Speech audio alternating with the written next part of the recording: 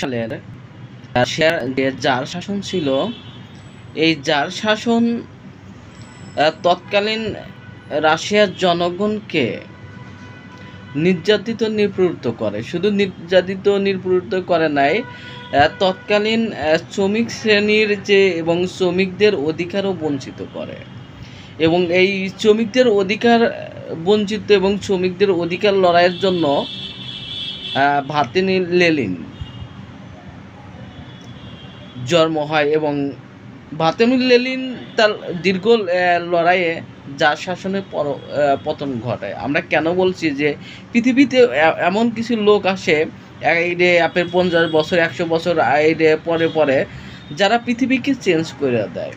যেমন আছে Lenin, Russian Lenin যে পৃথিবীকে চেঞ্জ করে দিয়েছিল এবং তৈরি করছিল একটা ইউরোপীয় এইটা সোভিয়েত ইউনিয়ন, যেটা 1922 সাল থেকে 1991 সাল পর্যন্ত এই যে ছিল। এবং 91-এর পরে আস্তে আস্তে এই যে সোভিয়েত ইউনিয়ন ভাঙ্গা যায় এবং অনেক রাষ্ট্র গঠিত হয়, যেমন ইউক্রেন, আর্মেনিয়া, ফিনল্যান্ড, দানিস্ক সহ নতুন নতুন রাষ্ট্র তৈরি হয়। এখন আমরা অনেকে বলতে পারেন যে আমরা লেনিনের কথা বলছি কেন। দেখেন যে বর্তমানে জিরো পলিটিক্যাল অবস্থান যদি দেখেন, এই জিরো পলিটিক্যাল মেন হলো রাশিয়া। এবং রাশিয়া বর্তমানে তার যে গতিতে আগাচ্ছে এবং যে গতিতে আগা যাচ্ছে, এই গতির অবস্থান যদি দেখেন যে আগামীতে কি জার শাসন আবার ফিরে আসতেছে বা রাশিয়া কি আবার পরশক্তি হওয়ার পথে।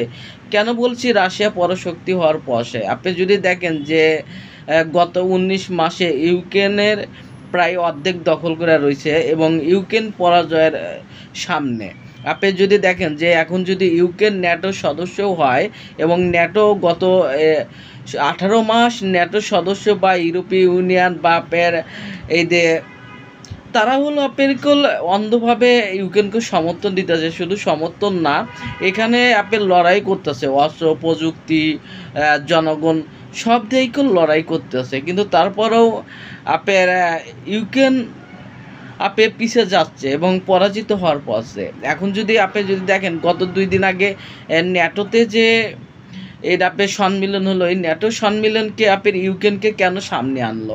শুধু ইউক্রেনকে প্রেসিডেন্টকে আনে নাই, তখনকার সেখানকার ইউক্রেনের জনগণকে প্রেসিডেন্ট ডোনাল্ড ট্রাম্পকে এখানে সাক্ষাৎ নেয়। এখানে 2টা বিষয় আছে কেন সাক্ষাৎ নেয়। এখানে বোঝাইতেছে ডোনাল্ড ট্রাম্পকে ইউক্রেনের জনগণ সামনে আনতেছে যে